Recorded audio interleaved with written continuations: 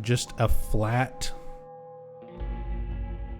zone 350 out of 500. And I don't remember if this zone was horrible or not. I might have to re-roll this one. I don't know. I have no idea. Hey, Sasam. I'd say happy Monday, but with Book of Memories, it's more like Tragic Monday. That's okay. Happy August. Hopefully, the majority of things that we do this August, this coming month, will be more fun. We've only got to play Book of Memories once a week. So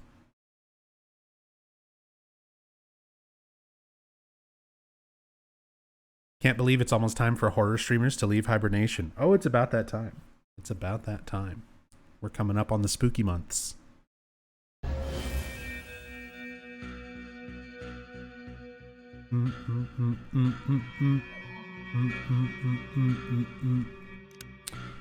What do we got? The leaders of the realm consumed by their own... Oh, that means there's going to be boss monsters everywhere. So there's going to be miserable, probably. It's at least a short dungeon. It's only 5 pieces. David Servin, thank you so much for the 21 months. Welcome back. And immediately dead. Yep, it's a tribunal. It's a tribunal. So it's going to be all the bosses. It's going to be Pyramid Head, Butcher, Boogeyman, just all over the place. Off to a good start. Literally the first thing after not playing this game. I haven't played this game in like a month or a little over a month. How appropriate is it that I just walk into the first room and before there's any time to react, I'm just hit with a projectile off screen for 100% of my health and just insta-die.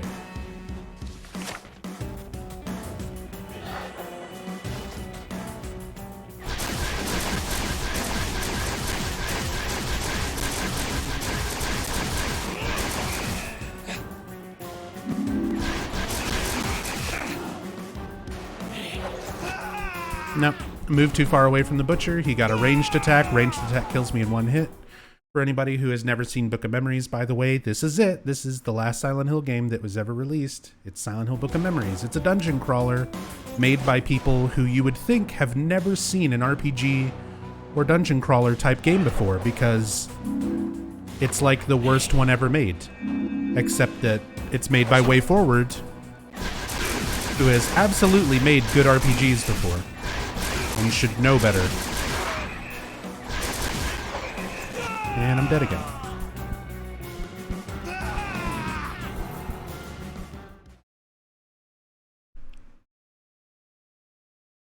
Hey, Chad Ashton. The Pumpkin Reeses have already entered Kroger. Oh, if the Pumpkin Reeses are there, then it's official. It's official. It's already Halloween.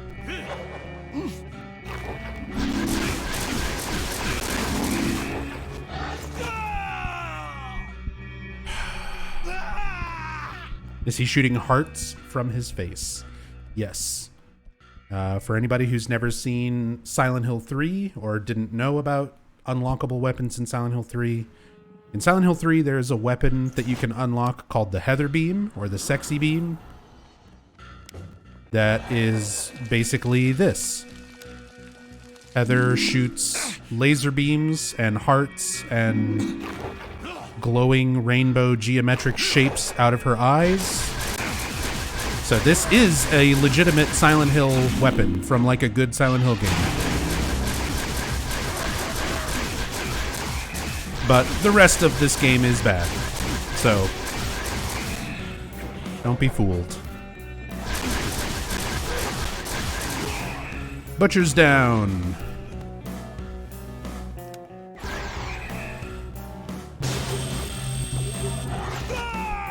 Two more to go. ISO, thank you for gifting 5 subs out to the community. Wereseer, Dreaman, Zappa Slave. Zappa got gifted a sub. Dark Autumn and Bone Disturbed. Enjoy those subs, courtesy of ISO. ISO, thank you so much. Very, very much appreciate it. Thank you, thank you.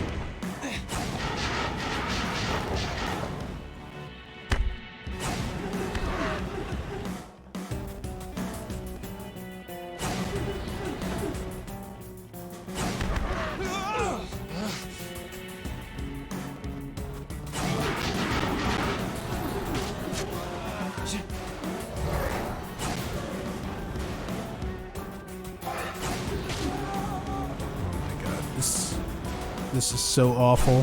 What an awful fucking zone to come back to.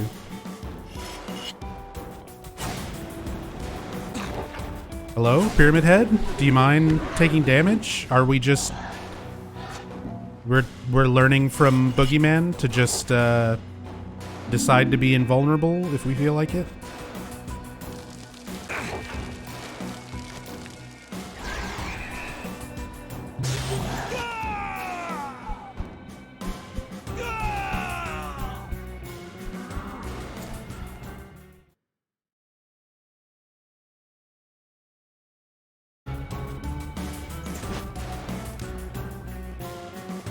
Yay, this is absolutely fucking miserable. Can I at least bring... I guess I can lure Boogeyman out here. And then just hopefully be able to do enough damage to Pyramid Head before he walks back.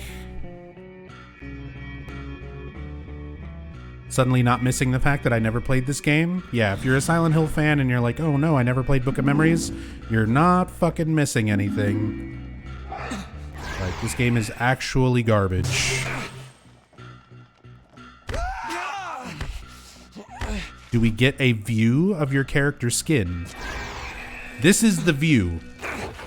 Like, what you're looking at right now is all this game ever looks like.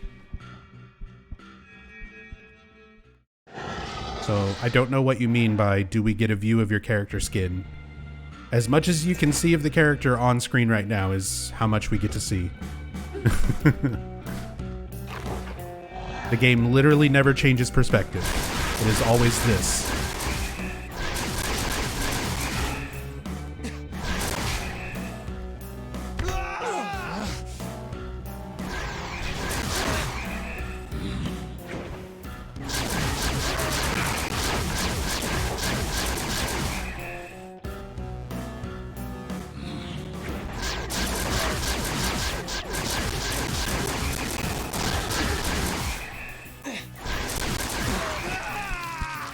I might not even be able to do this zone. Like, I'm running out of health and repair items.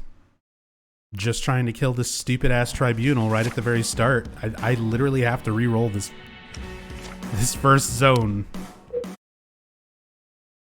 I literally have to re-roll the first zone after coming back after all this time.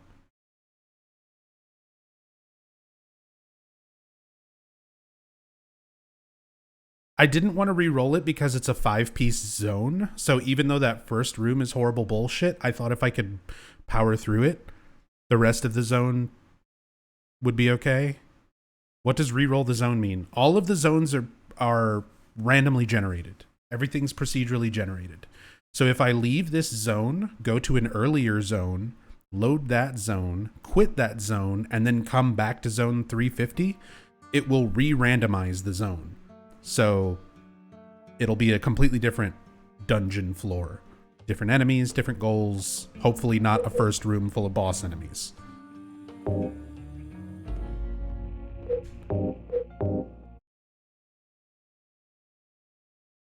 So we're going to go back to 349, load this, quit, go back to 350, reload it, and try and get something that is not that horrible first room.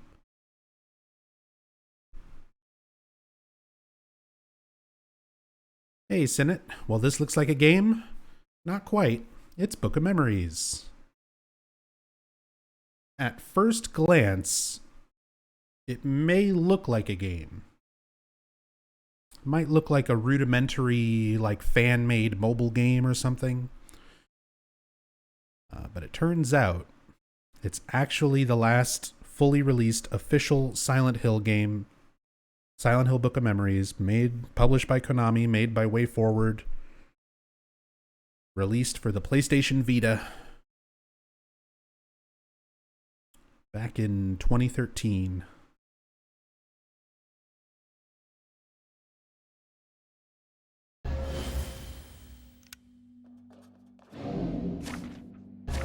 Guide Mira. Nope. We're literally just loading into this one so that we can quit. Actually, before I quit, I'll take a really quick look. Where is Howard? Northeast. If Howard is like right here...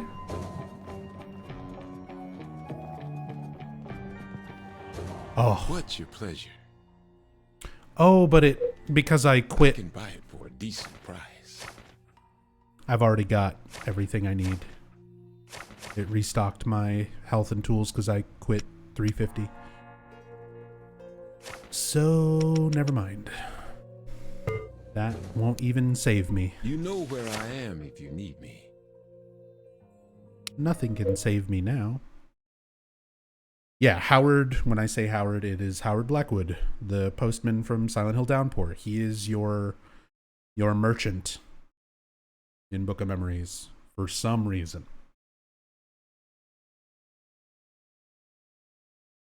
Because Tom Hewlett loves Howard Blackwood and wanted him to be like the next big, popular, everyone's favorite Silent Hill character.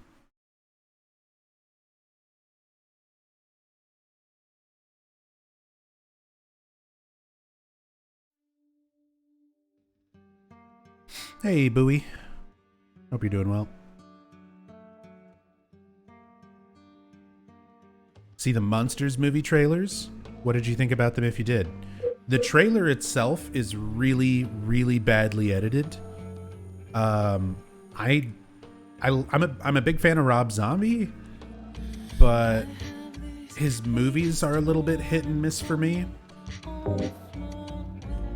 And I'm not a really huge fan of the Munsters or anything, so I'm kind of indifferent. But the main thing with the trailer is that it's very distractingly poorly edited.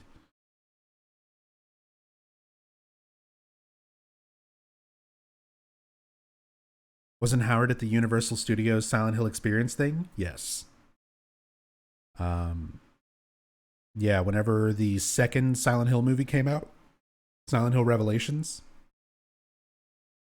Universal Studios did a haunted house that was Silent Hill themed.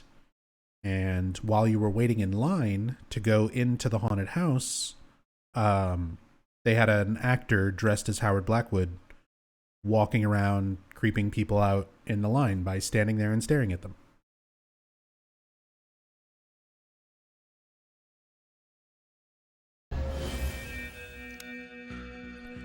Okay, we got a 7-piece, and we're looking for lunch boxes for Valtiel. But it's not a tribunal.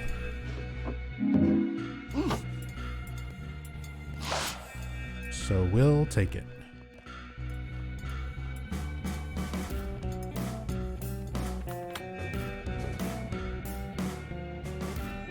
Do you think we'll ever get a Silent Hill game again?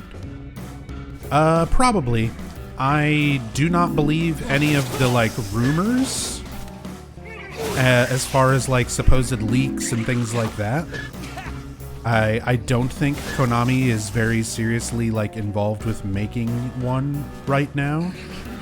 But at some point, when they can do it cheaply enough, they will probably get somebody to make one and shit out another game. But I don't expect any other Silent Hill games to be good. But we'll probably get another one at some point.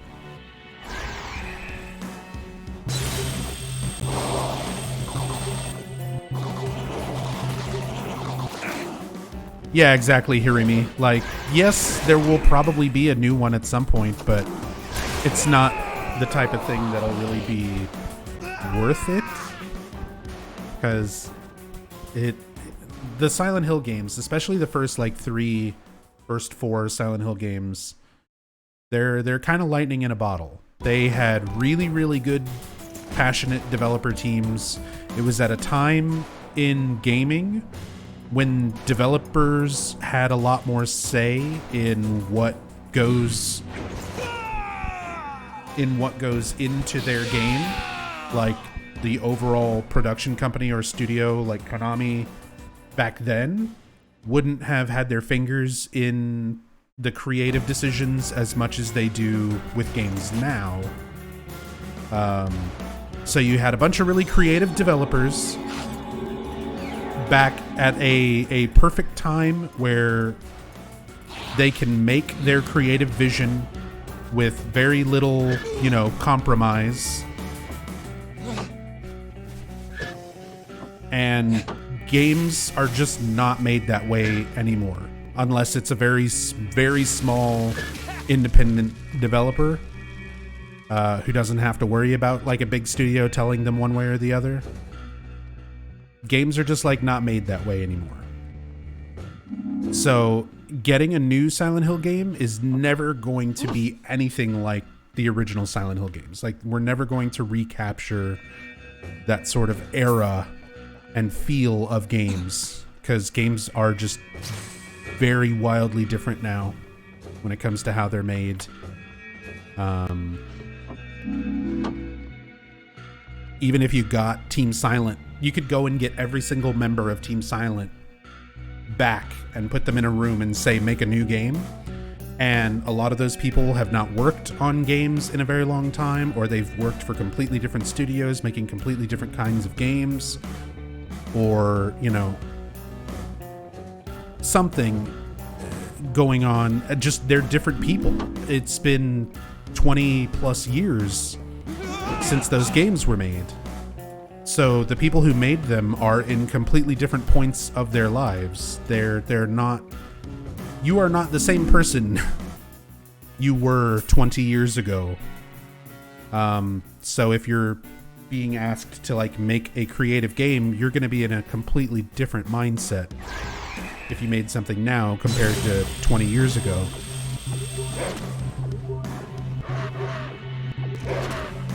So I do not think we will ever see another Silent Hill game that feels like Silent Hill. We'll put it that way.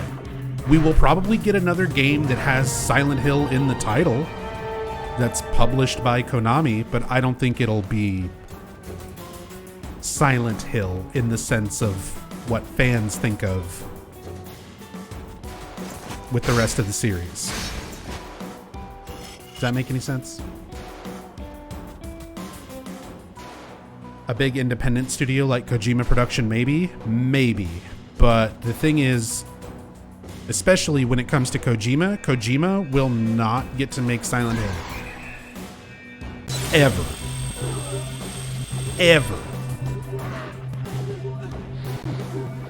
Kojima making Silent Hill is off the table. It is out of the cards at this point. People don't seem to understand exactly how bad it was for Kojima when he was working at Konami, and how bad Konami still made Kojima's life miserable after he left the company.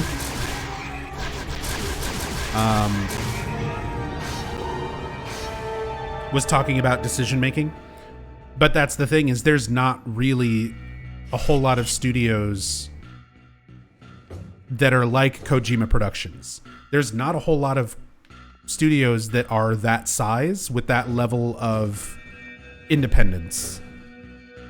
you basically just have Kojima Productions. To a little bit lesser degree, you have like Bokeh Games, which is the director Keiichiro Toyama. It's his game studio. He was the director for Silent Hill 1. So he has his game studio, Bokeh Games, and they're working on Slitterhead.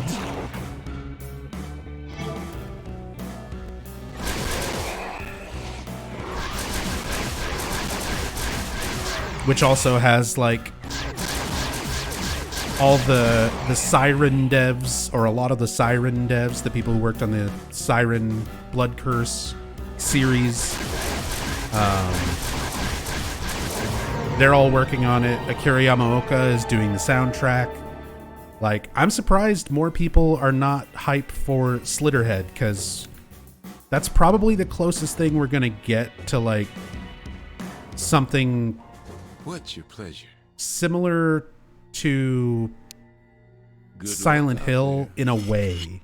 It most likely is not going to be What's your pleasure? like Silent Hill, but you have the director from Silent Hill 1. It's his studio, so he's letting people be super, independent and creative when they work on the project. He's got a lot of really seasoned, good horror developers Spend those working memories on his wisely. team. He's got Akira Yamaoka coming in and doing the music. Like, he's going for Don't you different waste stuff. Like, he's going for a different feel with Slitterhead. It's definitely does not give off like Until Silent next Hill time. vibes.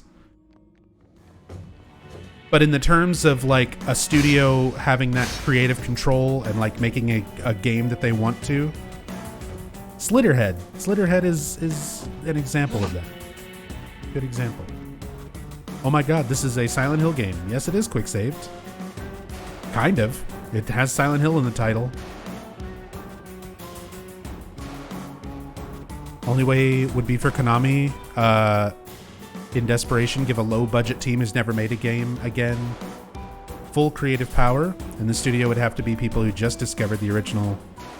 See, I mean, even then, it's such a long shot for those kind of scenarios, and I don't think we would get a good end game product. Like, I don't think we would get a good game from that situation. At least not living up to like original Silent Hill games level of good,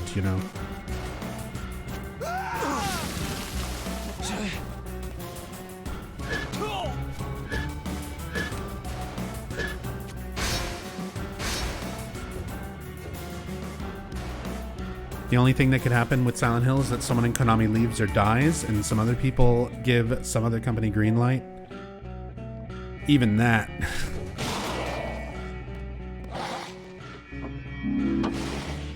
Even that scenario,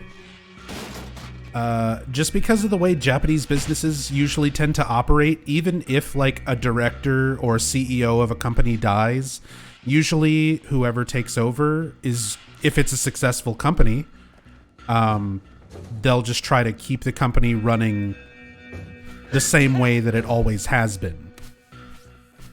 And a lot of people don't realize this, but Konami is a very successful company. Like, they don't do just video games. They do a ton of shit outside of video games. And in that regard, they are a very successful, profitable company. So even if, like, the higher-ups died, whoever took their place would just be like, okay, this company's already successful. We're not going to change direction.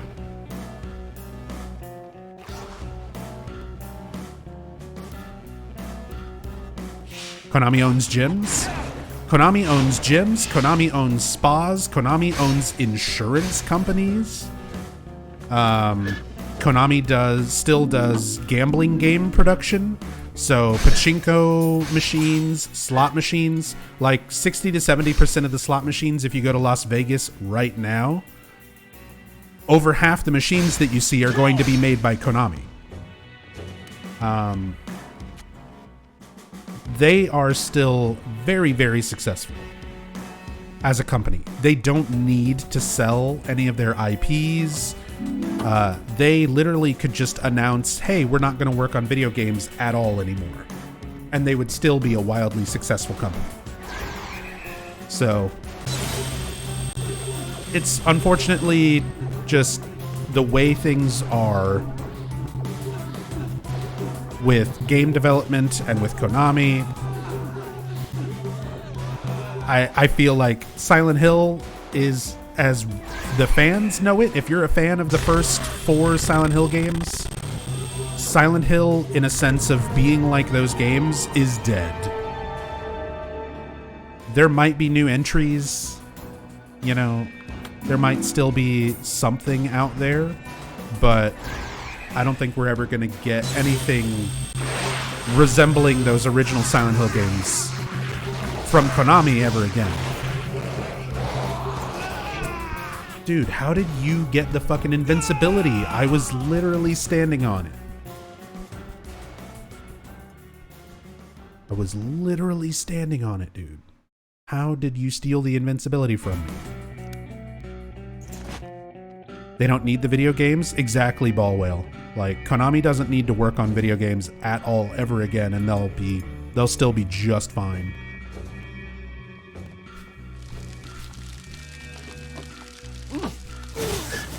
Apparently I've had a boogeyman chasing me around. And I'm about to die again.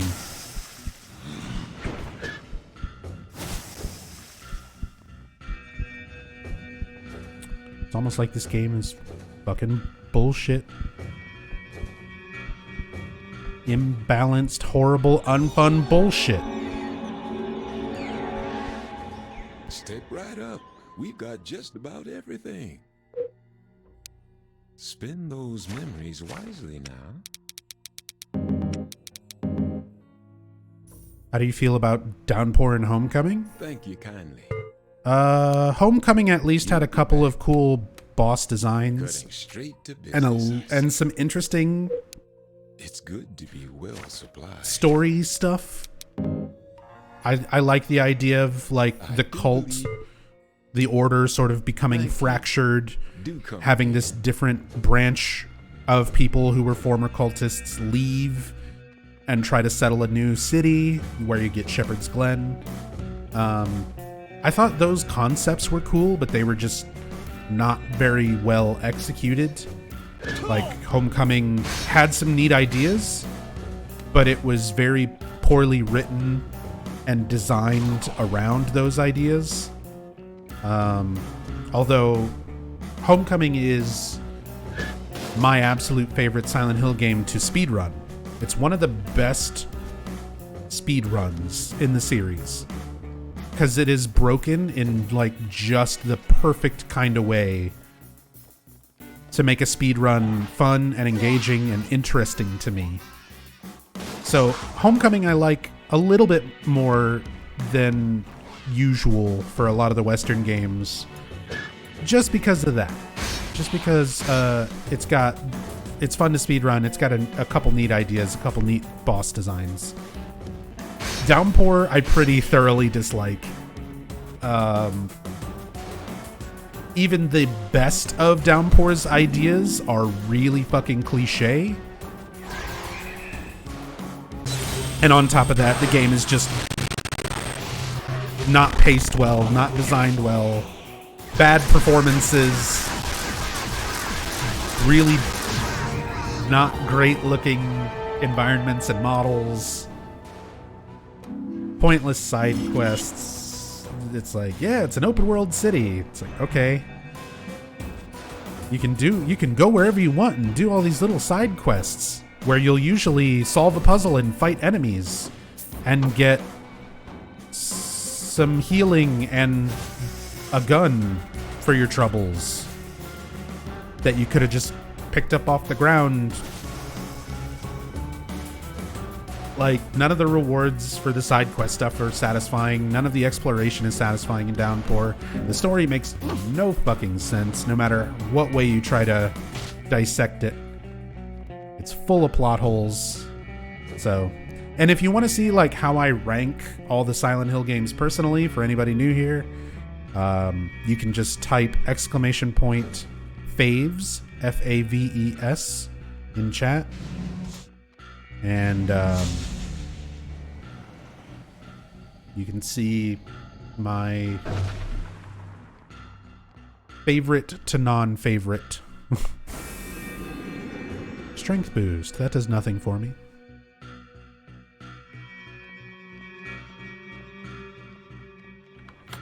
If Origins wasn't a prequel game, you'd like it more? Same. One of my biggest problems with Origins is its involvement with Silent Hill 1. It does a very, very poor job of being a prequel to Silent Hill 1. If it had just been a standalone game set in the 70s where you play as this trucker who's kind of going through his own shit, if it had just focused on Travis, I probably would have liked it a lot more. But they had to shoehorn in Alessa and Silent Hill 1 plot stuff without actually understanding Silent Hill 1. Not to mention Origins was just a development nightmare. So, yeah. Origins could have been something better, but it wasn't.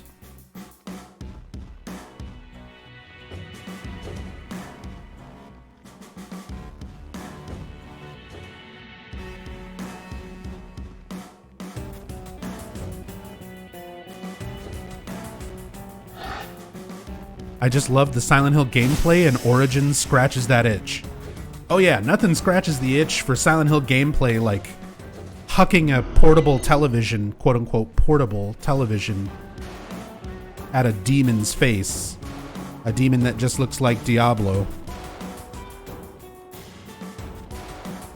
Nothing really scratches that Silent Hill gameplay itch as throwing a filing cabinet at a nurse. Sorry, I don't like Origins. I don't think it's even good for scratching the Silent Hill gameplay itch. If I want to scratch the Silent Hill gameplay itch, I'll play Silent Hill 2. I will play one of the first 4 Silent Hill games if I feel like I would like some Silent Hill gameplay. Origins is not my go-to for that. But to each their own.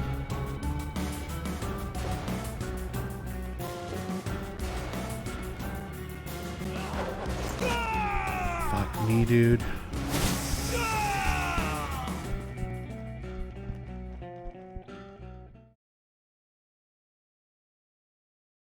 Go with the Japanese title of Silent Hill 0 instead?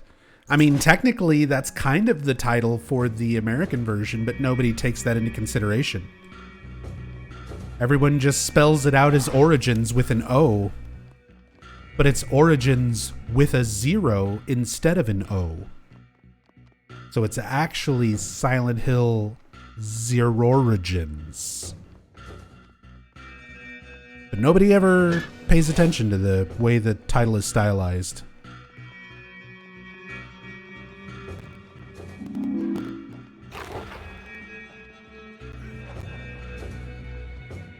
Oh my god, artifact room.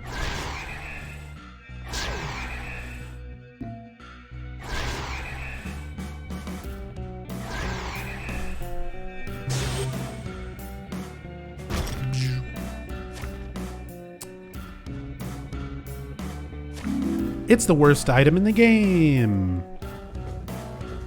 I got a kidney stone. Great.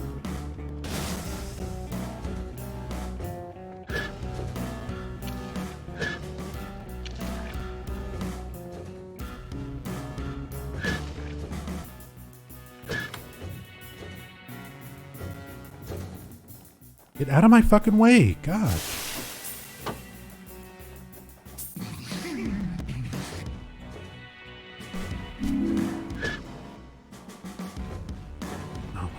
Another door.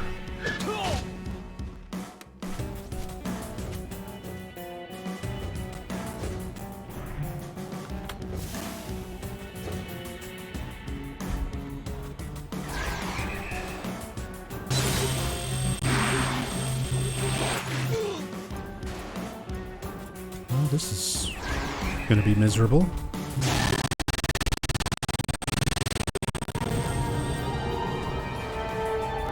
And again, for anybody who has never seen this before, do not adjust your audio. There is no problem with the stream or my capture card or anything like that. This game just has sound that is broken. It's like that if you buy your own copy and play it on the Vita. This game is so slapped together that even the sound doesn't work sometimes.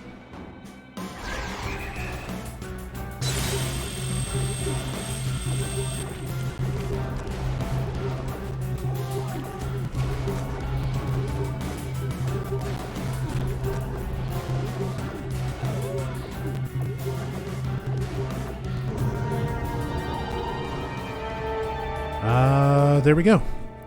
I found an artifact room and got a horrible artifact, literally the worst in the game.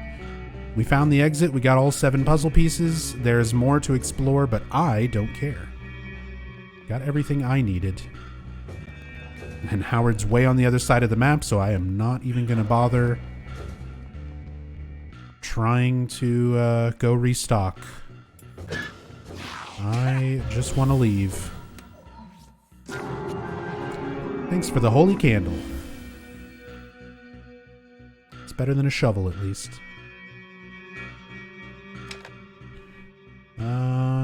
Okay, let's figure out what direction they want me to go with this. It's not left to right. It's not top to bottom. Right to left.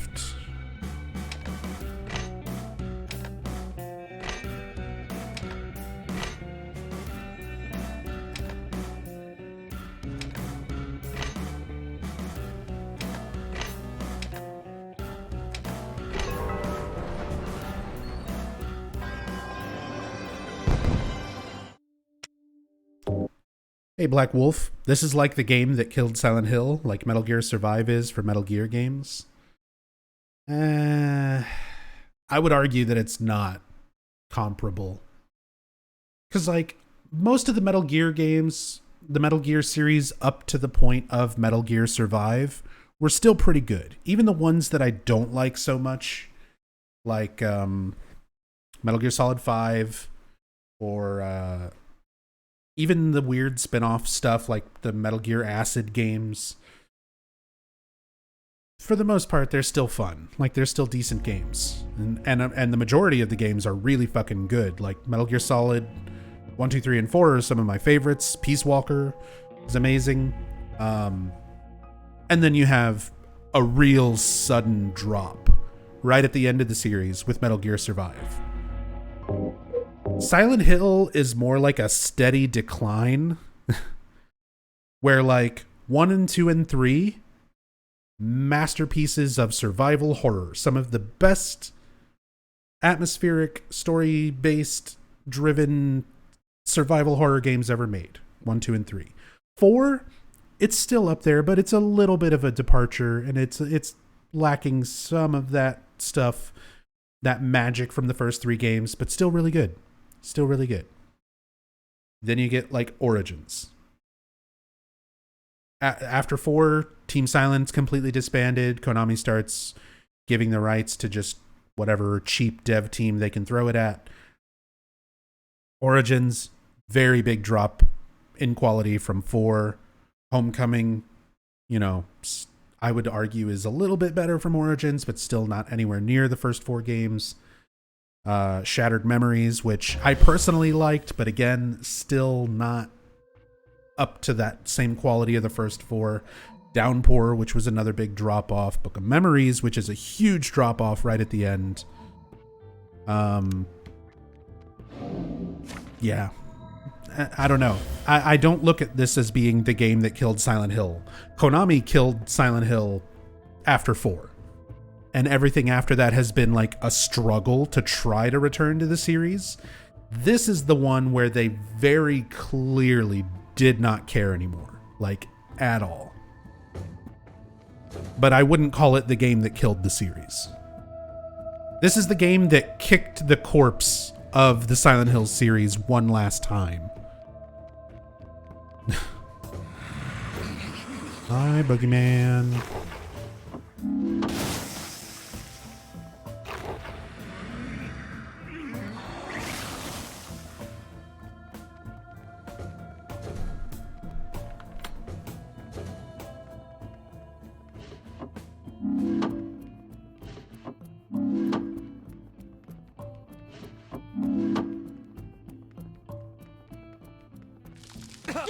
You fucker.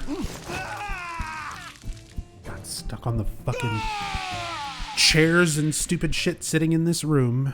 So let's just take a death to bullshit Bogeyman. Hey, Dimaru.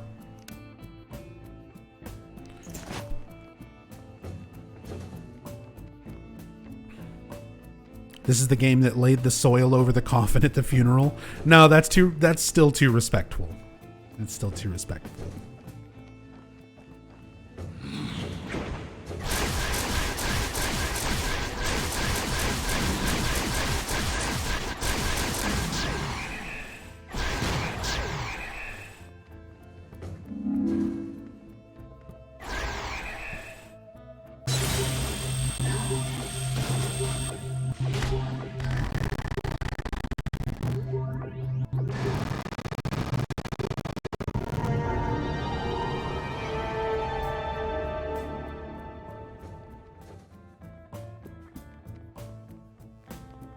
This, Downpour, and Revelations 3D all came out fairly close to each other on purpose.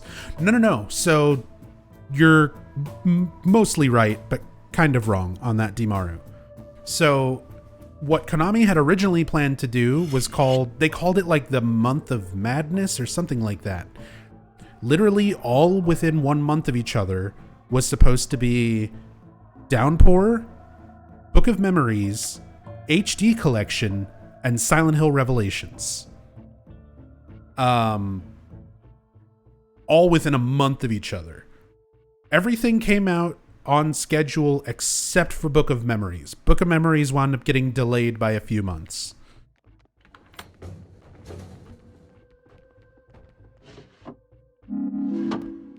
The Four Horsemen of the Apocalypse.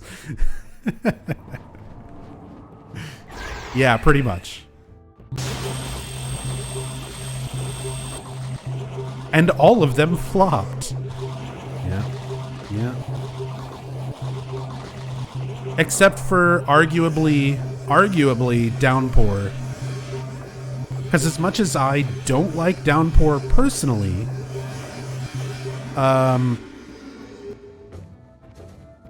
it does have its fans. There are a lot of people who played it and for whatever reason enjoyed it. Again, it's opinions. It's a matter of opinion.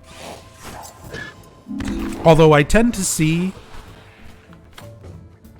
a lot of the times when I ask people about, why they like Downpour, most of the time they are younger fans who are like in their teens, early 20s, where like Homecoming or Downpour was like their first game. Where it's like your introduction to the series.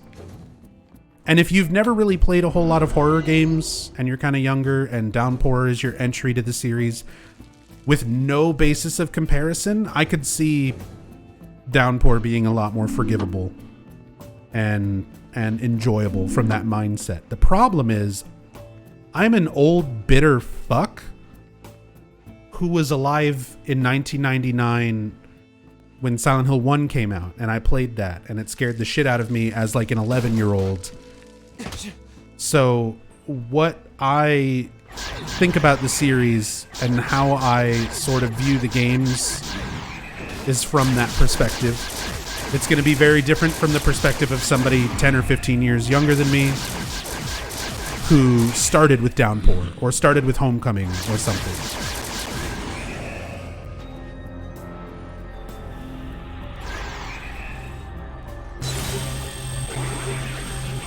But Downpour definitely has a lot of fans.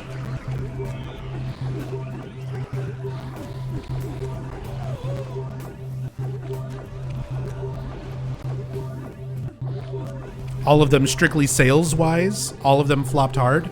See, it's hard to go by sales numbers because what would you rate?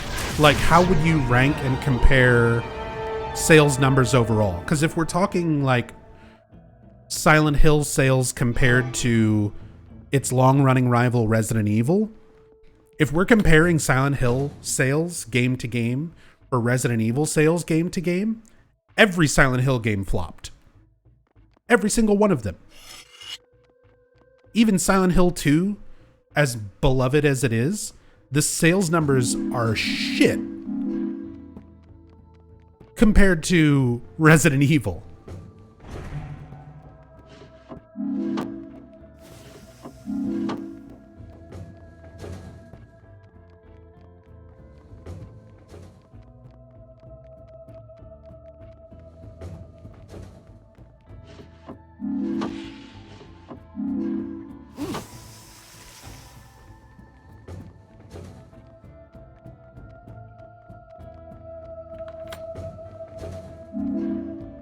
What I'm saying is Konami lost money on all of these.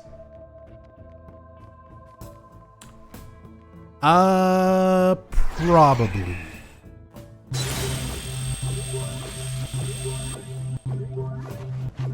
I don't know enough about the raw numbers of how much went into production versus how much sales did. But all of those, even if they weren't necessarily losses, were probably disappointing at the very least.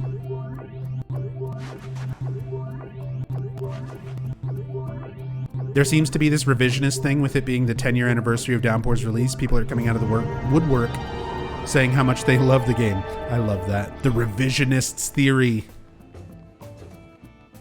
They're not teaching kids in school the real truth of how badly Downpour was received. I don't know. As said, I think a lot of it comes down to just younger fans who don't have the same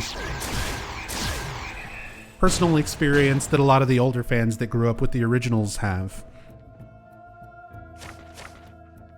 Because I find myself, one of the things that I've been doing, I haven't been streaming for the last like month and a half, hardly at all.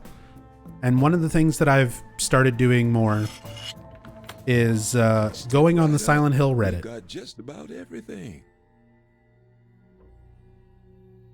And at first I was like, this was a mistake to spend time on this Reddit and read people's posts and memes and opinions that just I do believe you're make me go, what? Why? But then there's also posts on Reddit where people are like, Silent Hill Downpour was my first Silent Hill game way back when I was 13. And I'm like, oh, that explains it. Downpour was your first game and you were 13 when you played it. And now you're 21.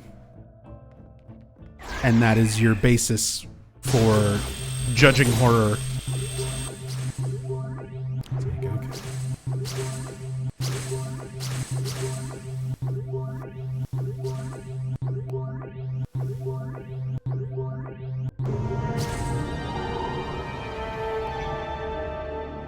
Or I guess now you're 23 if you were 13. It's 10 years. 10-year anniversary of Downpour.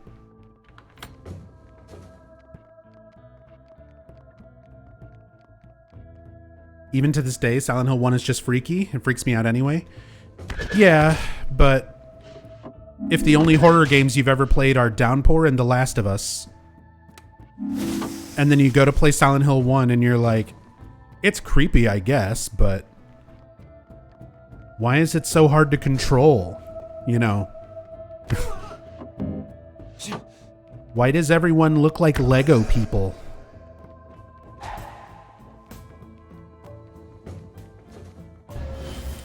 Okay. This is why everyone is entitled to their own opinions, and it's fine. Just don't take them personally. Don't take them to heart.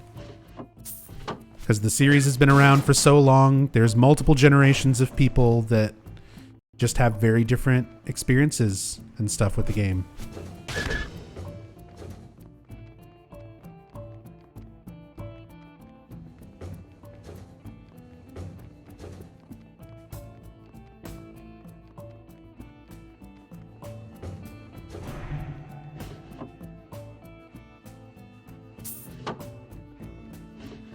We are definitely never getting another Hotline Miami game, but still, let's celebrate. Wait, what? Oh, is that game also 10 years old? Holy shit.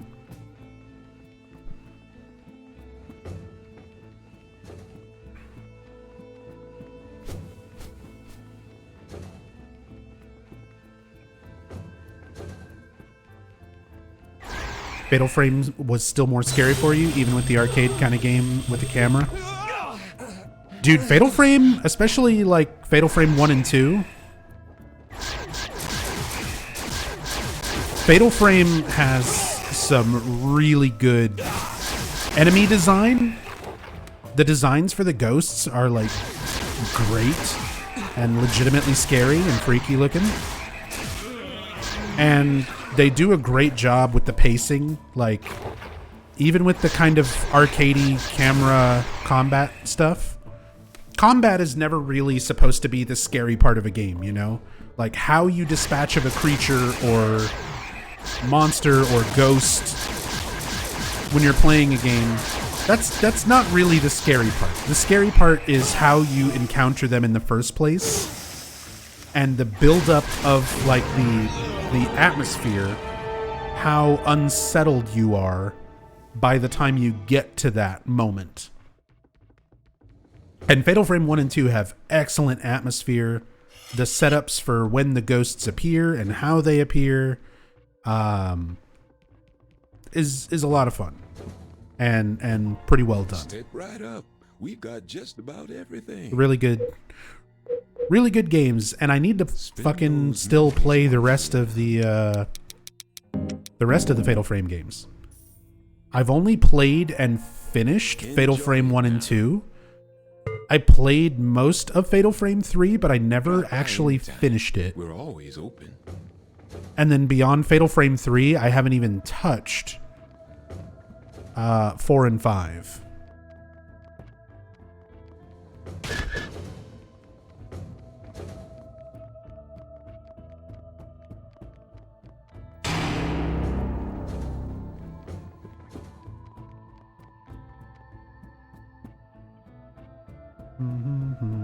This is literally the same puzzle. Let's just take the smallest one and figure out if we're going left or right or top to bottom.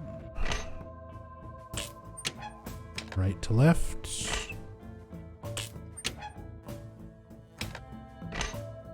I think it's going to be...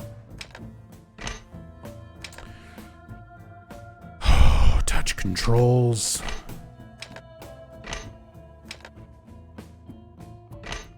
It's a Vita game, so we gotta have something where you touch the screen. Our contract with Sony demands it.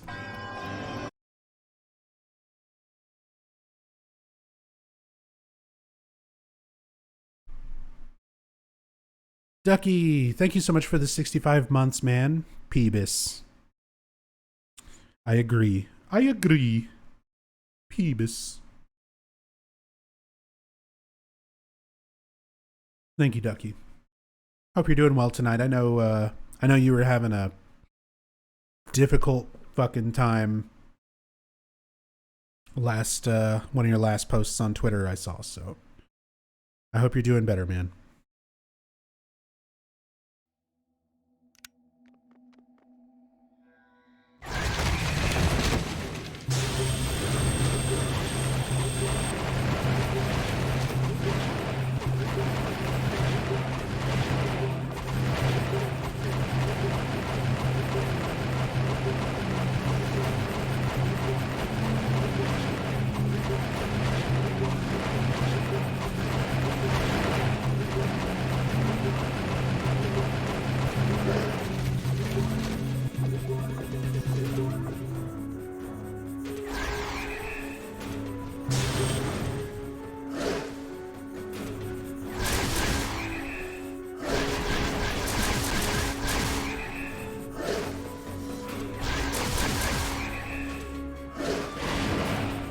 It's everyone's favorite Silent Hill monster. Large angry tree.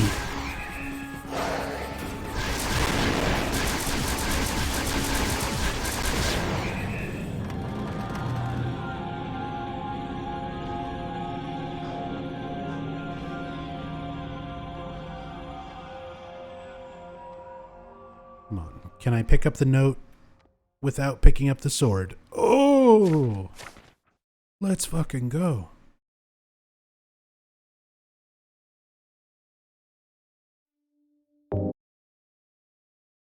Pixel perfect.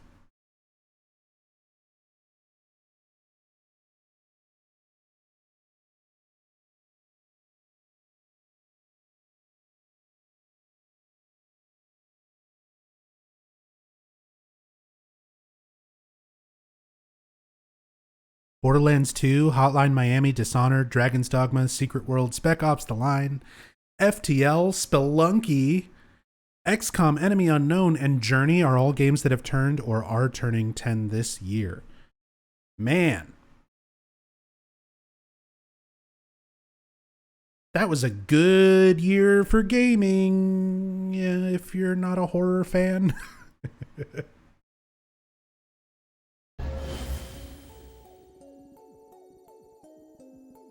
Great year for gaming, except for horror fans.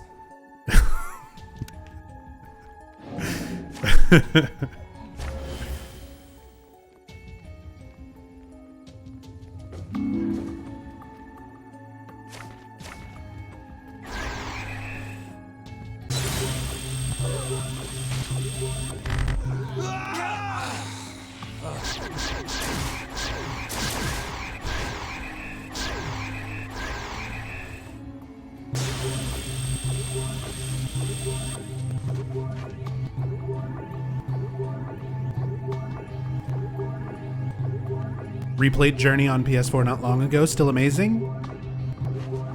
Man, I haven't replayed Journey probably in close to 10 years.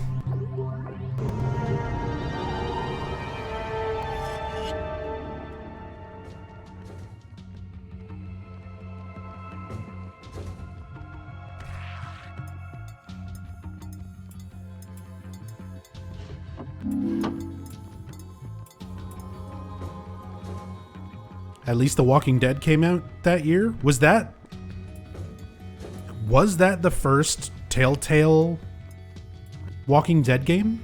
Was that also that year?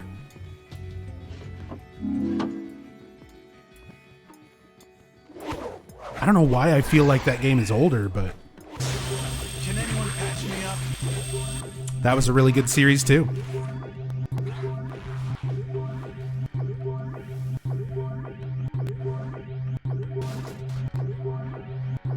Fuck you, Rorschach.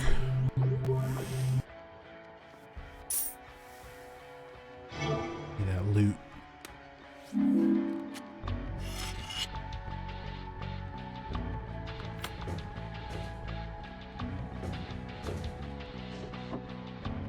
God. Horror fans got one bone. And even then, people who don't like watch a story and then every once in a while make decisions type games, people who don't like the style of the Telltale games, like, I love the Telltale Walking Dead games, but I definitely understand they're not, that type of game is not for everybody.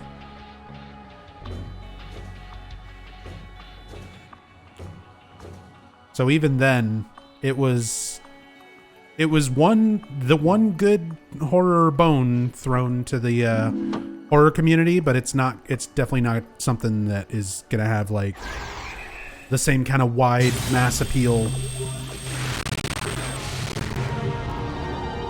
as some other stuff.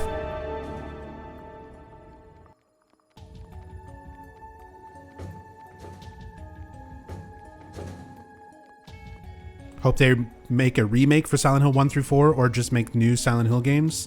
We were kind of already talking about that earlier, Miscreant, but I don't think new Silent Hill games are going to be anything even remotely good, even if they do get made. And I don't even trust Konami for remakes, considering the HD collection exists and is a big pile of shit. So I don't know. I'm not very hopeful when it comes to new Silent Hill anything.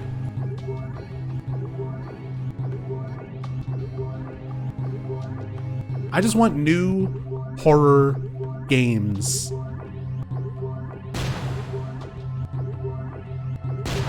Like, I cannot stress how much I would fucking nut if we got a brand new horror game that is not just constant fucking cliches and very obvious, like, taking inspiration from other better horror games. Like, a new, interesting, not cliche horror game. You don't know how bad I fucking want something like that. Would you ever touch Ghostwire Tokyo? I'm actually playing it off stream right now. Or have been over the last couple of months, a little bit at a time. And the thing is, like, it's a well-made game, but it just does not hold my interest. Anytime I'm like, yeah, I'm gonna sit down and play some more Ghostwire Tokyo, and I play it for like an hour and just kind of stop because I just kind of am bored. It's well made. It's just not scratching the right itches for me.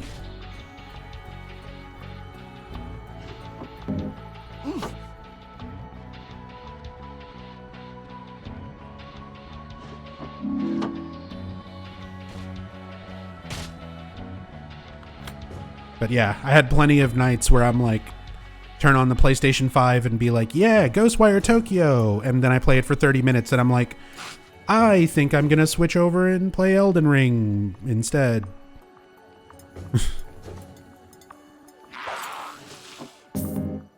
It's not bad. It's just, I don't know, I'm not having fun with it. I've been waiting for you. Cutting straight to business, I see. I think I've got just the thing. Thank you kindly. See you again.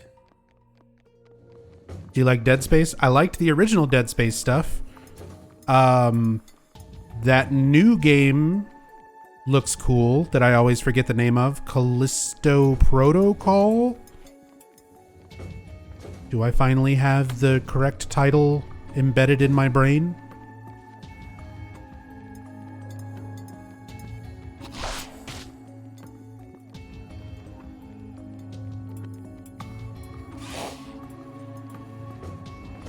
I'm hoping that will be something good. Coral. Yeah, Callista Flockhart.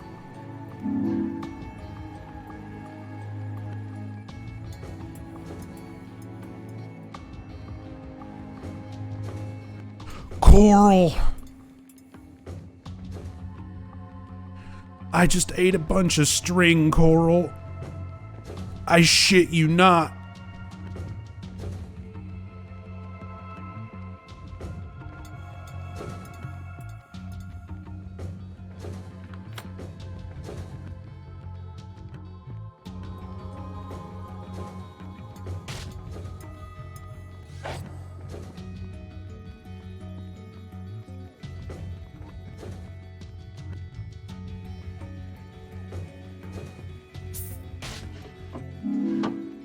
Boom, boom.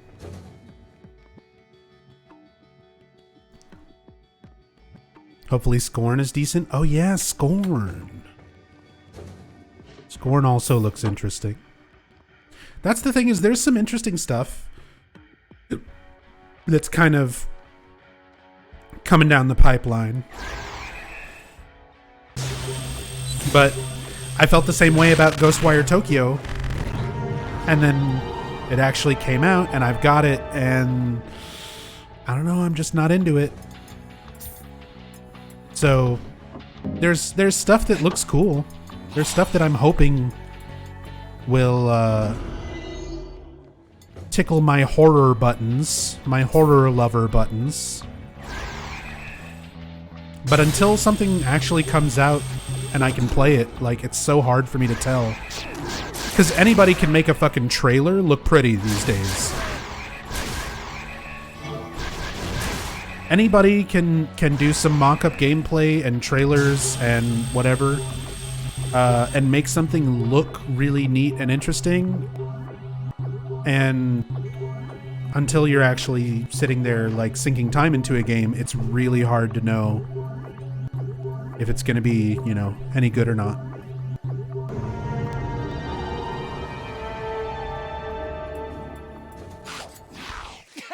Stop. Fucking needlers just immediately piercing my anus.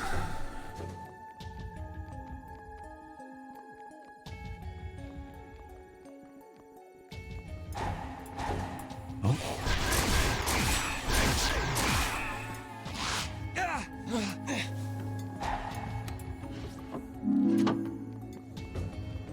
Hey, final orb.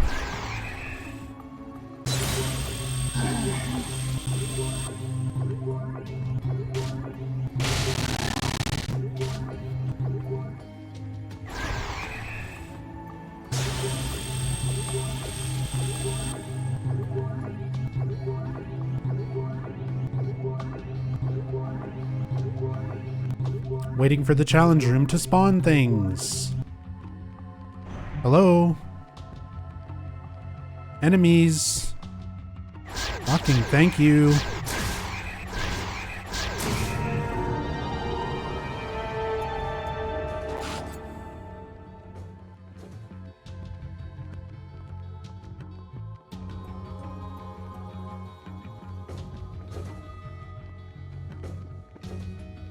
Everyone hyped up Lost in Vivo to me, and I hated it. You hated it, Navarro Guard? Lost in Vivo was one of the, like, more pleasant surprises for me. Because most of the time, whenever somebody tries to hype up a game to me, I play it and wind up hating it. Everyone was like, you're going to love Visage. Play Visage. You're going to love Visage. And then I played Visage, and I'm like, I hate it. It's a bunch of horror cliches and literal asset rips from other games. Everyone was hyping me up for Tormented Soul. They're like, oh man, Tormented Soul, you're gonna love it. It's just like classic Silent Hill games. And then I played it, and the Silent Hill games that it's the most like are Origins and Downpour, my two least favorite Silent Hill games. Yay! Tormented Souls. So, yeah. Fuck. Usually I'm not big on games when they're advertised to me and, like, hyped up to me that way. Lost in Vivo I actually liked. I thought it was decent. I can understand, like, not liking it, but I liked Lost in Vivo.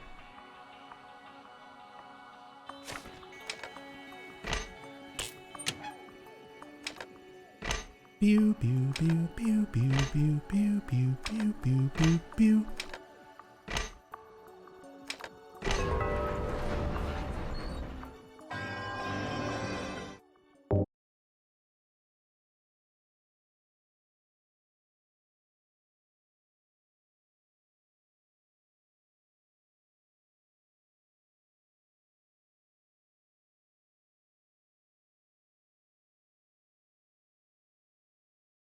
Hated Visage. Really don't want to play Madison either. I have not played Madison yet either.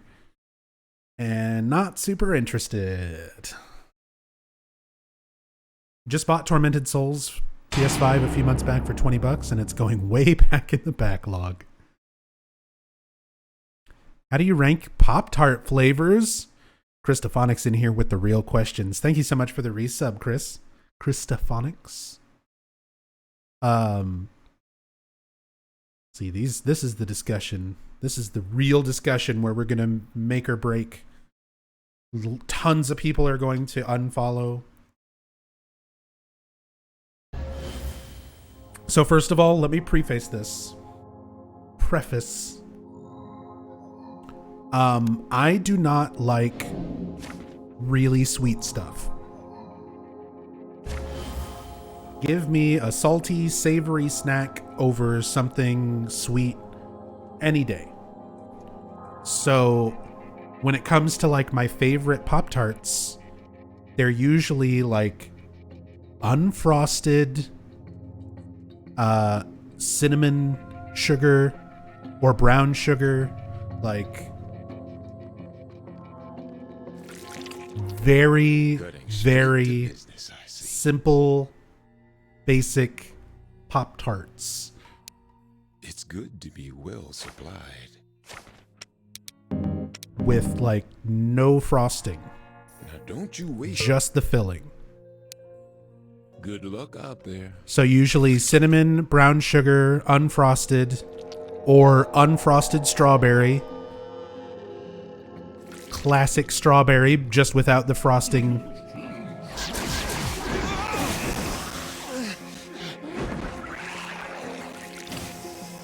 Let me out.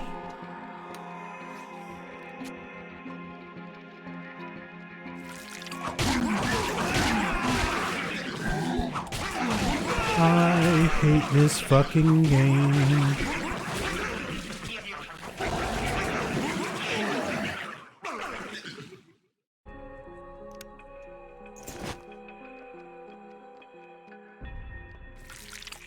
At least Howard is right at the beginning and it's a 5-piece. I have to clear this room. I don't want to, but I have to. There's a fucking Rorschach and a Pyramid Head in here.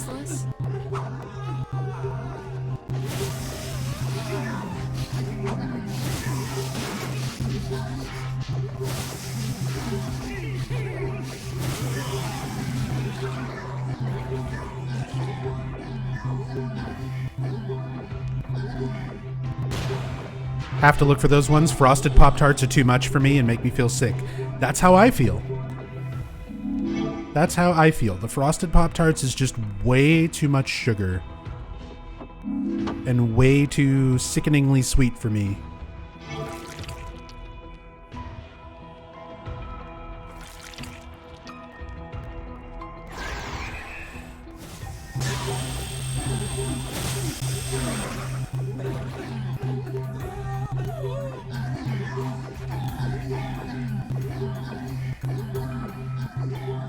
Pop-Tart purist.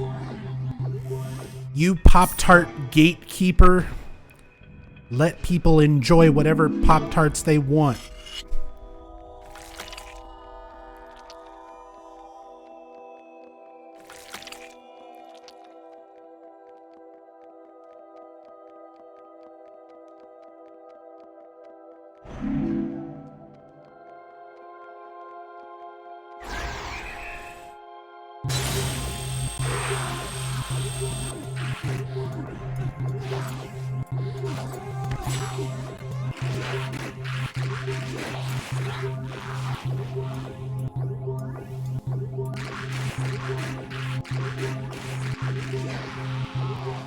I'm going to say this, and it's not meant to be mean. I see people talk about how things are way too sweet, but they drink regular soda like it's water.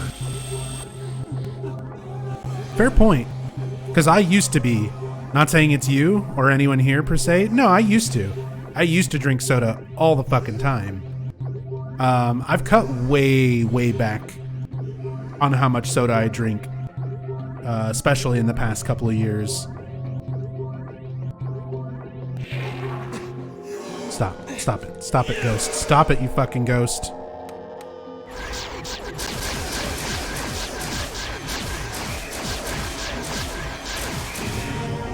But I don't know. Like, to me, drinking like a Dr. Pepper versus eating a, super sugary Pop-Tart or like a really, really sugary sweet piece of candy. I don't know if it's just because of the other flavors in the soda or the fact that it's a drink or what. But that type of sweetness does not bother me nearly as much as like a sugary snack.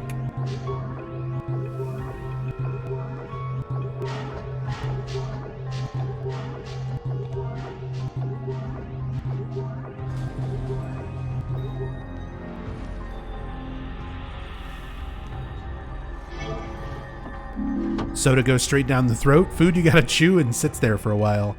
That's true too. Food taste kind of lingers in your mouth a little bit more than a drink. Oh god. I just want to leave. I just want to leave. I just want to leave. Can I kill you? Can I kill you, Mary Elizabeth McGlynn, and just leave? Shut up. Shut up. Shut up. Nobody understands me. It's all our fault. For me. Well, I actually prefer the old. Nobody understands me. It's all our fault. For me, it's always like this. Well, I actually prefer the older stuff, but the new music isn't bad, just different. I don't believe it. Yay. I don't believe it.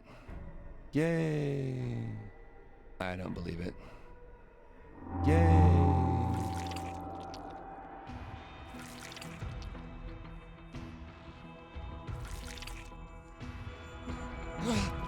Yay!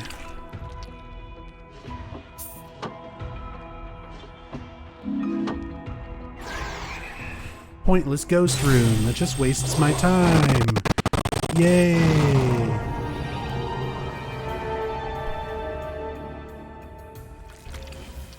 Hey, Valtiel. Ooh, give me that Robbie pin. Fuck.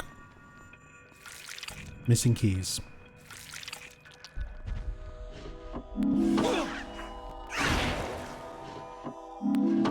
There it is. You know what? I need to do this room on the south end over here.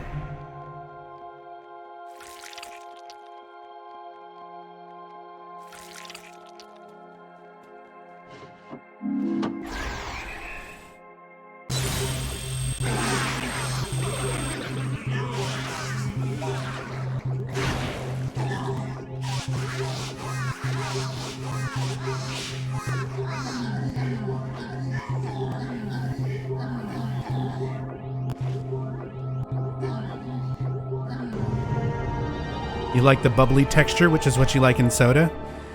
Yeah, and it's a different kind of bubbly too. Like a lot of people say you can just switch to like sparkling water and carbonated water and stuff like that.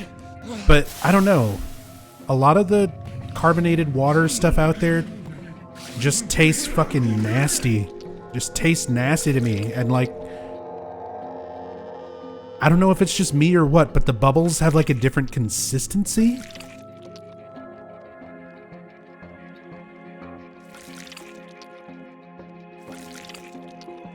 It's carbonated, but it's not soda water. Right. Step right up. It is We've got just different. about It is just a everything. different kind of bubbly I think I've got just the thing. that I usually don't like. Although if you're struggling with like the need for caffeine Believe you're kind of thing, Drop by anytime. one thing Looking for that anything specific. I've had decent success with, Spend those memories wisely now. thanks to Rachel, is Rachel's the same way, Believe you're where she doesn't want to drink sodas and stuff like that, but still, or even coffee as much, but still wants some caffeine. So we use Mio, M-I-O. It's just one of those little bottles of like caffeinated drink flavorer liquid that you can just drop into your water. And it's pretty good. It's pretty good. And you might be able to find like a good carbonated water that you could mix that with and have some of the bubbly bubbly texture, even though it won't be quite the same.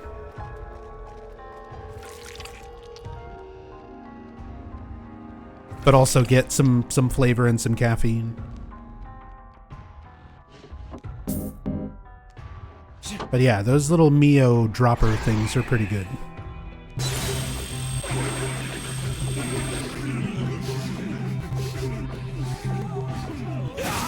Ow.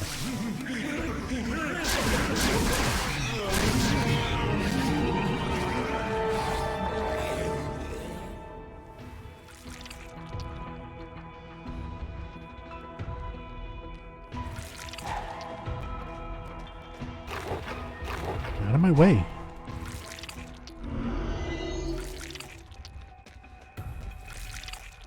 Out of my way.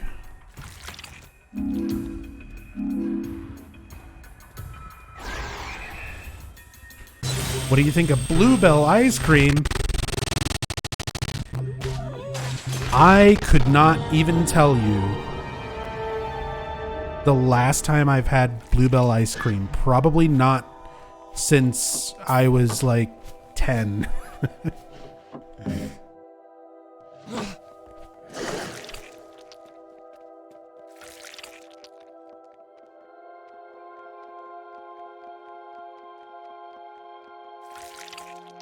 But again, I don't really eat a whole lot of sweet stuff, so ice cream and things like that, I don't even eat that much.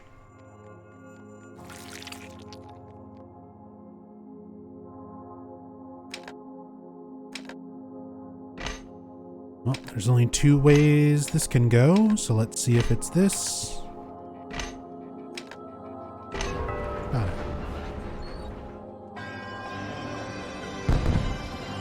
Bet you would love Tillamook brand ice cream. I love Tillamook cheese, but I've never had their ice cream. Aren't you lactose intolerant? Yep.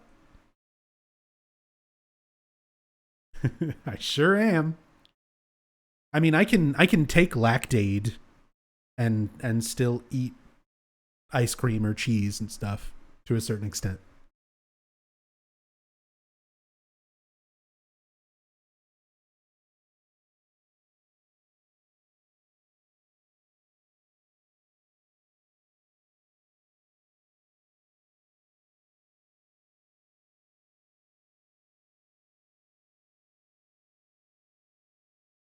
That's it? Turn in your Texan card? Oh, they already made me hand it over. They already made me hand it over. When I applied for my Georgia state license.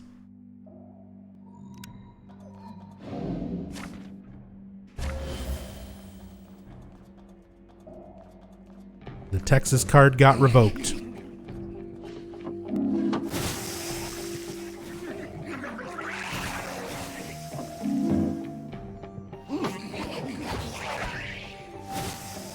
So many raw shocks.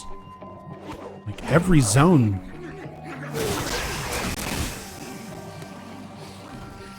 I'm not used to handling actual weapons, but I think I need bullets, right?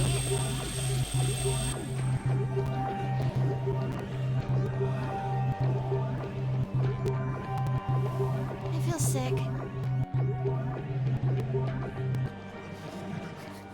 Shit.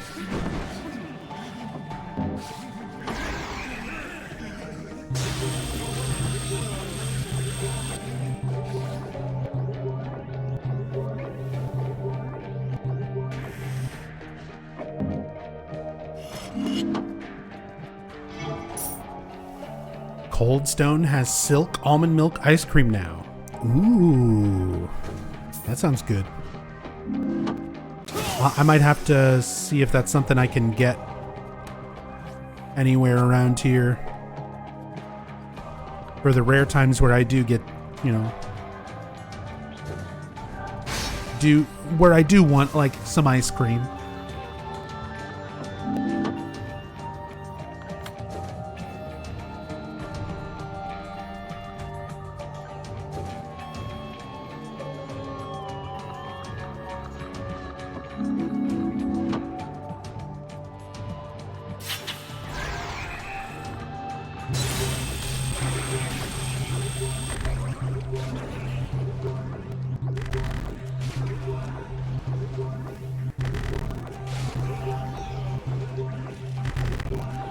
Had Tillamook ice cream when you lived in Florida, but since you moved, can only find the cheese. Yeah, see, that's how it is here. Like, I didn't even know they did ice cream.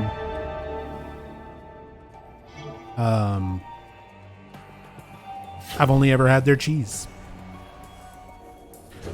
The cheese.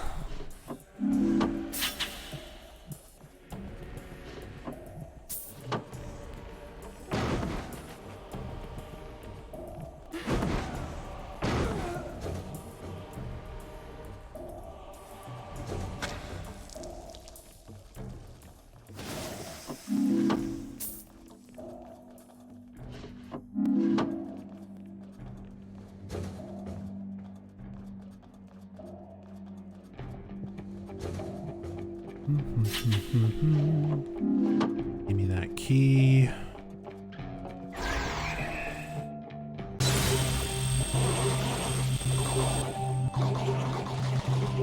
Gizmophrenia.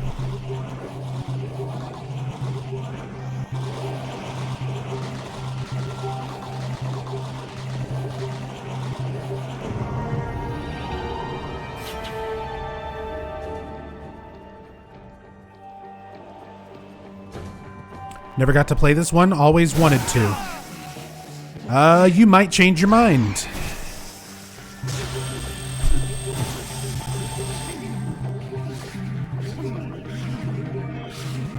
I don't know how much you know about it, or how much gameplay you've seen of it, or anything like that, but this game's kind of a big, annoying, horrible piece of shit. Just a little bit. I've already heard it's god-awful, but always wanted to give it a shot. Not worth the $150 people are charging for it. Have prices gone up that much? I feel like we had this discussion already before, like a couple months ago. Spend those memories wisely now. But are prices really that fucking high for Book of Memories these Enjoy it days? now. Drop by anytime. 150 Canadian? Because I bought the whole setup. I bought a PS TV with a controller. PS TV with a controller and a memory card. Because, of course, you have to get fucking proprietary Sony Vita memory cards. The memory card was the most expensive thing. I remember that much.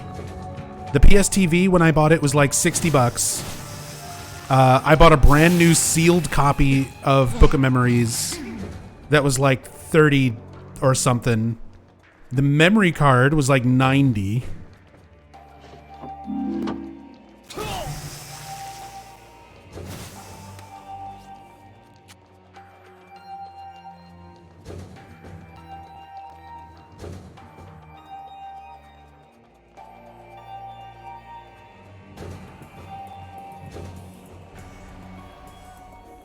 So yeah, like just as recently as 2018, I bought everything to be able to play this for like under $200.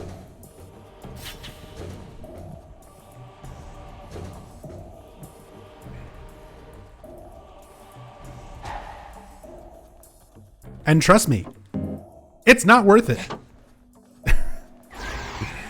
It was not worth it at all. This game is not worth that level of investment.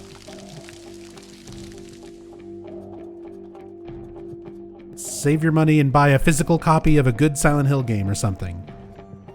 Or donate it to charity.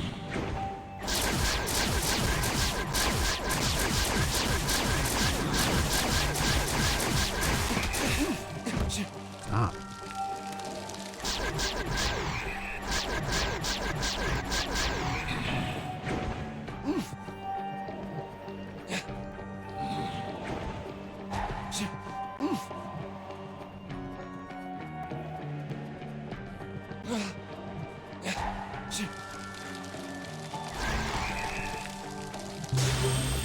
Can I hurt you, please? Are you done being fucking invulnerable? Like, here you go. Here's your gameplay. Here's your Book of Memories experience. It's just a fucking horribly imbalanced, really mind-numbingly repetitive dungeon crawler where literally no aspect of it is designed correctly. So you're not missing much if you haven't played it.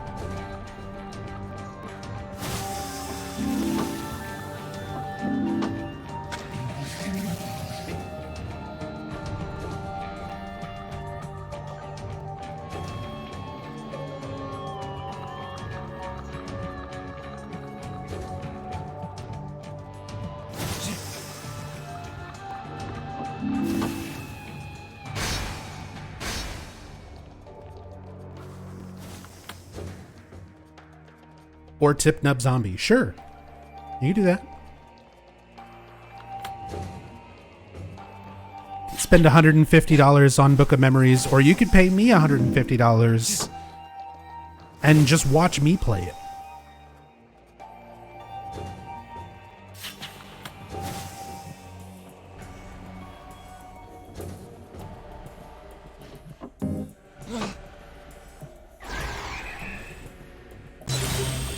Or you could pay me nothing and just sit here and enjoy the stream and watch me play it for free.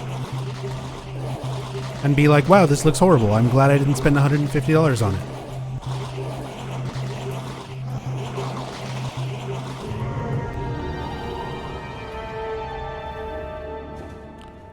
Playing this on a PS TV? Yes. There's no native capture for the Vita. Like, the Vita does not do video out the way, like, PSP did.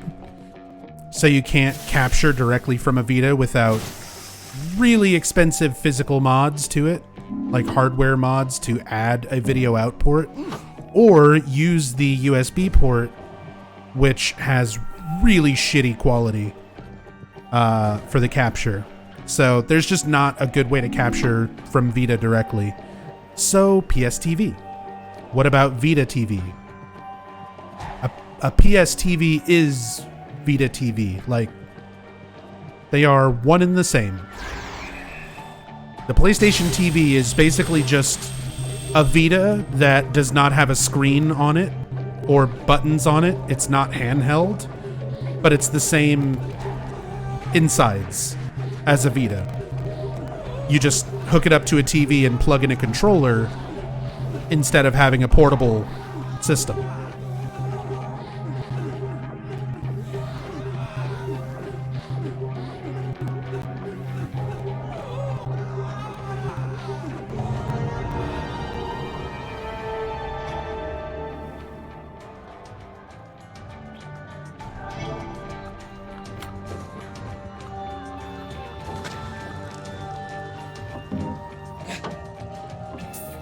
Remember this game going for $10 on PlayStation Store? Should have gotten it. Nah. You could buy some like food for $10, or you could like, you know, go on like Steam or something. You could put your $10 towards something a lot more interesting than Book of Memories. Plus, then you're not giving Konami money.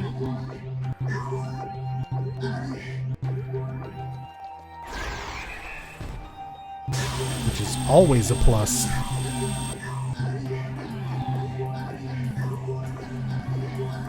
You could buy a lottery ticket with that $10 and it would be more worth it.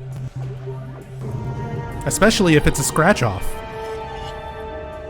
A scratch-off lottery ticket has much more satisfying and fulfilling gameplay than this piece of shit. At least for me. Ow.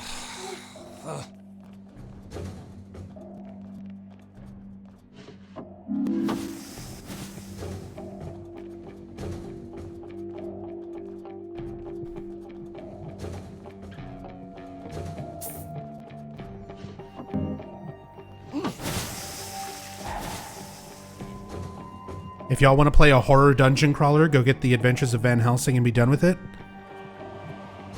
Just fucking get Diablo 2.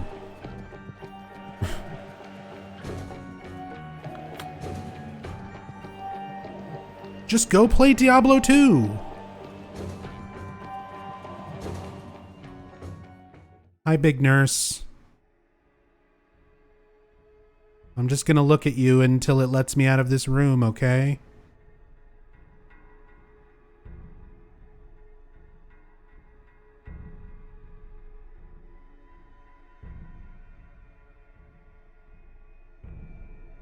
Would have been cool if they had made an actual Silent Hill on the Vita. I mean, it would have been cool if they'd made an actual Silent Hill game in the last 18 years as well, but you know. On any platform would have been neat. I thought you were in the 600 plus level last time I watched a stream. You are sorely mistaken. The zones of this game only go up to 500. I'm at 350... What is this? 353? 354.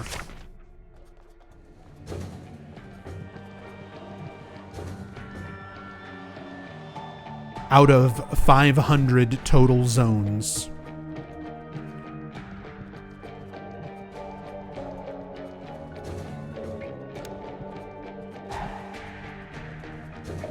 Sounds like a nightmare. 600 plus zones. 500's bad enough. 500 is fucking bad enough. Definitely don't need any more than that.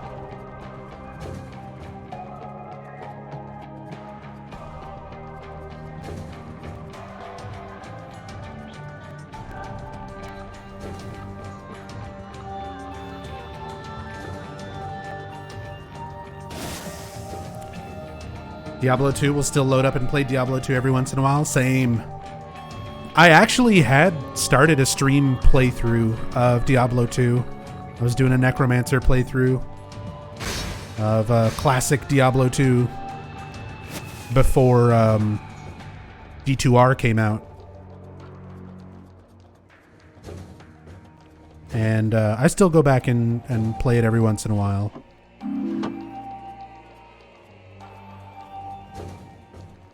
But that's the thing. That's a good example of, you know,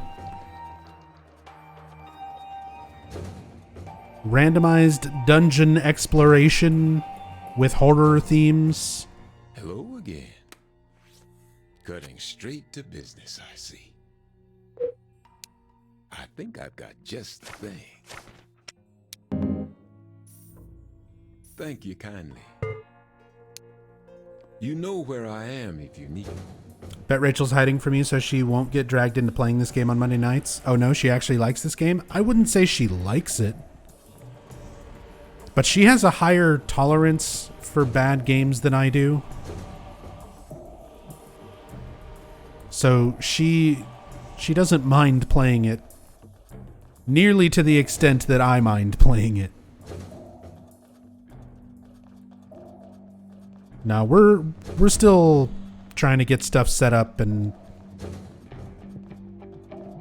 being able to have her join in multiplayer again. So that will still be a thing at some point. She'll be able to help with the grind again.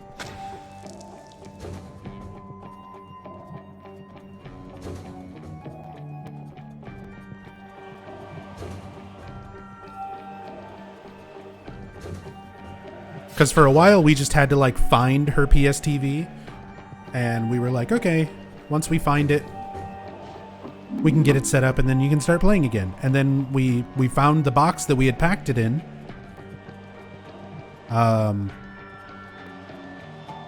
Because for those who don't know, we just moved into a new house back in March. And we still have boxes that we're unpacking. But, we found the box that it was packed up in, and it's just sort of been sitting on her desk for a while. Neither of us has really cared enough to get it set up just yet. So, I mean, that's kind of all we have to do. We just have to hook it up and have a Monday night where she feels like playing.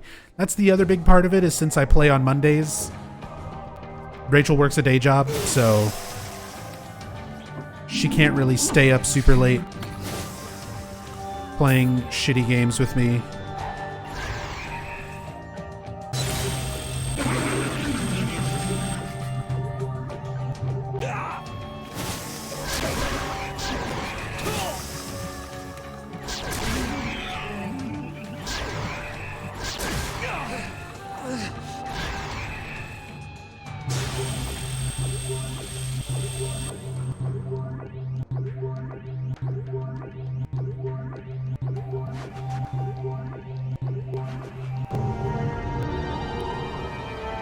Hey. I got all the puzzle pieces.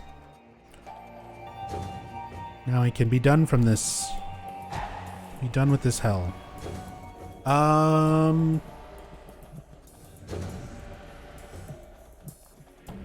Dude, it's been almost 2 hours. It's after midnight. It's no longer Monday.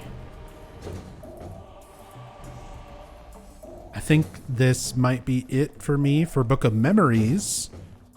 So I'm going to finish up this zone and then switch over to Dead by Daylight.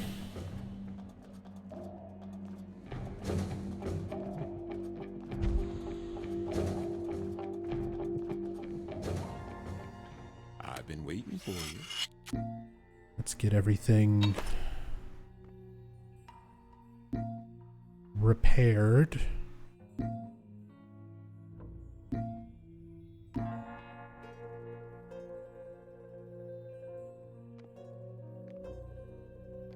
Take your time.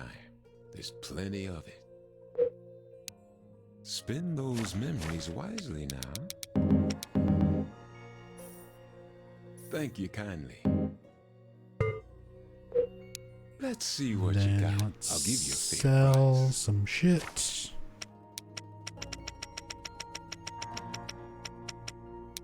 Coral.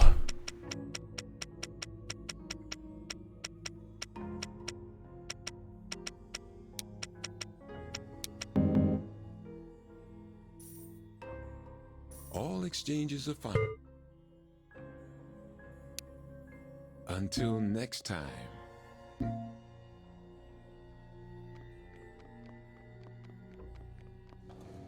It's probably an unpopular opinion, but I actually don't hate Diablo 3. Wasn't as good as when it first came out. But since then, I actually enjoy booting it up and ripping through a season every couple of months. Yeah, that's kind of how Rachel is with it too. She'll jump on Diablo 3 and still play it. I never got super into Diablo 3, but I don't like hate it. I just prefer to. Whenever I get that, hey, I want to play a Diablo game itch, I'm like, yeah, Diablo 2 is right there. I can just play that one.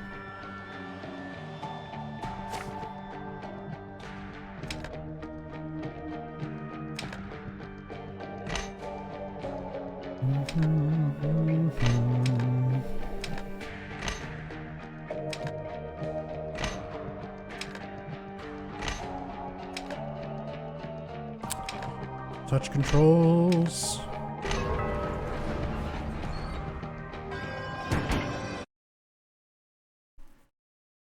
And we're ending on a horrible Fire Guardian fight. Very appropriate. Very appropriate. If you ever complete this Book of Memories challenge, are you going to tuck this game deep in the bottom of a moving box and never look at it again? Oh, I'm destroying my copy of it. On stream, we're going to turn a camera on. I'm going to take this cartridge out of my PS TV. I'm going to place it on a cutting board. I'm going to cut it and smash it into pieces. And I'm going to put those pieces into an ashtray. And I'm going to set them on fire. And I'm going to put them in an envelope. And I'm going to mail the melted shards of this to Tom Hewlett. That's what I'm doing with it when I'm done with it.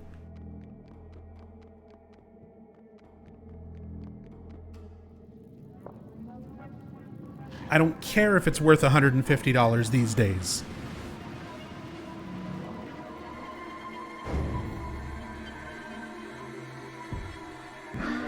I'm getting my revenge on this game when I'm done with it.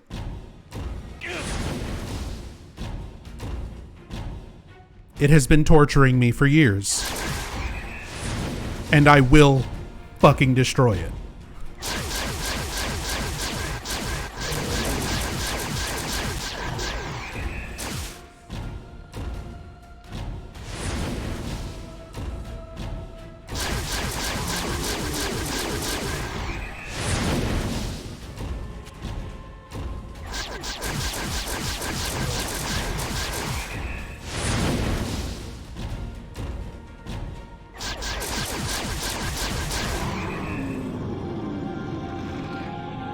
I thought you were trying to get Tom to actually talk to you. He definitely won't after that. That's okay.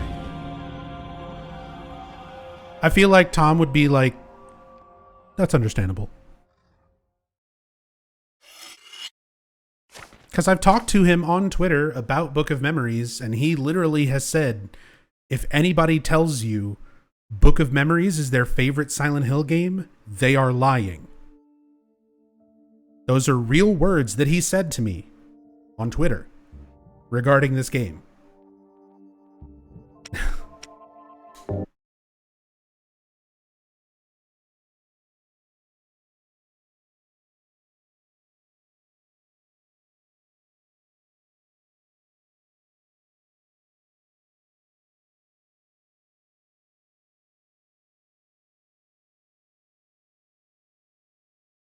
Like I've got a screen cap of it on my old computer.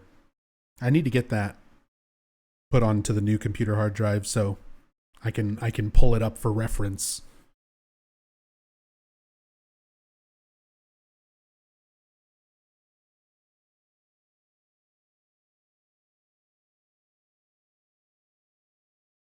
But hey, Zone 355.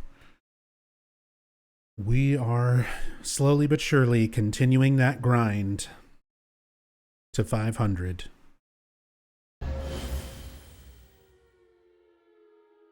Let's just out of curiosity see what the mission for this one is. A false god, pyramid head. Okay, so it's going to be a 5-piece zone full of pyramid heads and probably other boss characters. Nope. Nope. Nope. Time for Dead by Daylight.